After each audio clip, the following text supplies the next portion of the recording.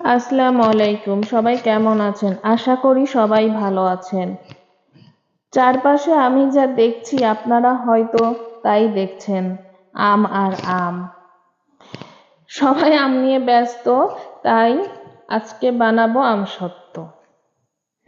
বরকে বললাম দেশি আম কিনে আনতে, কিন্তু আম দেখে আমি পুরোই হতাশ।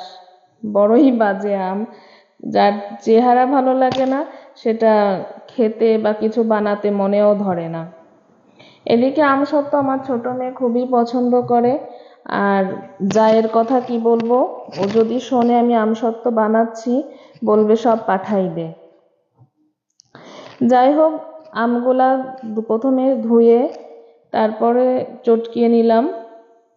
আমগুলা প্রচন্ড শক্ত, এটা গাছ পাকা মনে হচ্ছে না, এটা মনে হচ্ছে ফরমালিন যুক্ত। একটুও ভালো না, মানে কেমন যেন দলা দলা, রসালো তো মোটেই না, কেমন একটা দলা দলা ভাব, খুবই বিচ্ছিরি, আর গন্ধটাও তেমন ভালো ছিল না। এরপর ভালোভাবে চটকে তাকে ঘুটা ঘুটা করে জাল দিয়ে নিলাম। মুখে দিয়ে দেখি প্রচন্ড টক, তাই একটু চিনি দিয়ে ভালো করে জাল দিয়ে নিলাম, যেন একটু মিষ্টি ভাবটা আসে আর গন্ধটা যেন না থাকে। আমার এই ছোট মেয়েটা অনেক সময় বসে বসে আমসত্ত্ব চুপ চুপ করে খায়, কিন্তু অনেক সময় আমি রাগ করি, এত খেও না, একটু আস্তে আস্তে ধীরে সুস্থে খাও। যাই হোক, ওটা জাল দিয়ে ছাদে চলে গেলাম।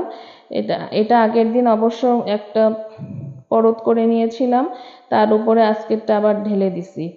ঢেলে নেট দিয়ে ঢাকনা মানে ঢেকে দিলাম।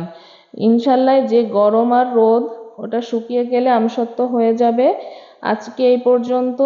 আমসত্ত্ব হয়ে গেলে আবার আপনাদের দেখাবো। আল্লাহ হাফেজ। সবাই দোয়া করবেন, সাবস্ক্রাইব করবেন, লাইক দিবেন। আল্লাহ হাফেজ।